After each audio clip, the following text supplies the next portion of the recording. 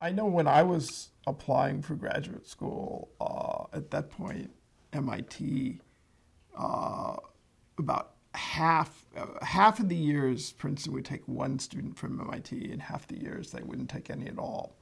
Um, and now, uh, with mostly self-study, you managed to get in there. You know, the story that I was told, and I actually observed this after I was on the faculty, is the admissions committee at Princeton had Ralph Fox, who was a knot theorist and the Go player. Right, no, I remember both things. And usually someone else.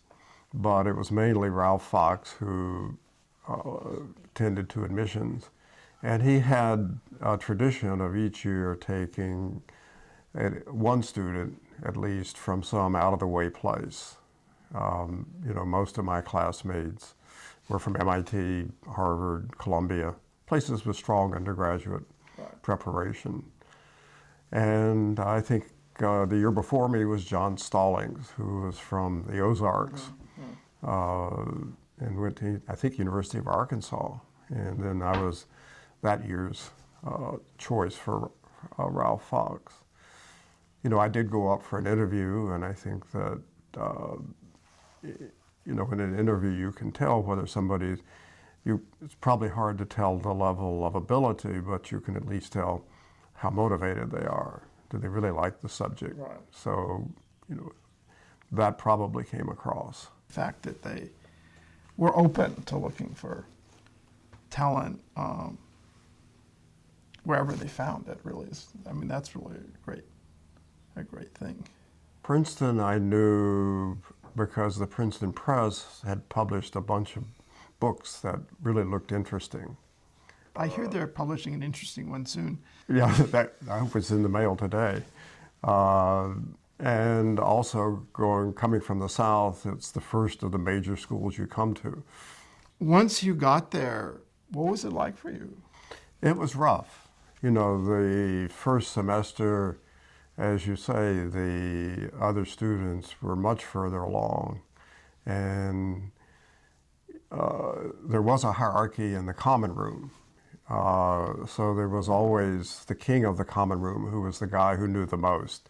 And the other grad students would show up for tea, and he would ask you the latest thing in category theory or whatnot. And if you couldn't answer, then, you know, he sort of turned up his nose at you. I won't recall who this was, but I remember very well my first year's king of the common room. So I got discouraged and was going to quit, and got in a car and went home in November, I think. And my father read me the riot act, said, "You just don't do that. Get your tail back up there and get to work." From what you've told me about him, he was really a remarkable man. Yeah. And I mean, Princeton also, this program is very unstructured. I mean, you're not required to take any classes. You have one big exam to take, and the expectation is just you kind of know what to do when you get there. That must also have been a challenge. I think what was for me decisive was soon after I went back, I began to go to see Don Spencer, and he took me under his wing. And you know, once a week I would go in for the weekly appointment and was supposed to present something to him, or he would teach me something. But you know, I think his sort of tutelage really was certainly for me decisive while I was at Princeton.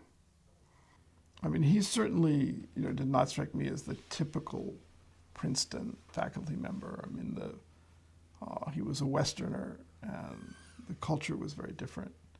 In fact, I think I remember he was quoted in the New York Times at some point as saying that, you know, when he was at Princeton, he felt like he had his fly down the whole time. That he Yes. was, you know, sort of was a fish out of water in certain ways. No, he was sui generis. I mean, just as a mathematician certainly, but also as a person. You know, many memorable Spencer stories.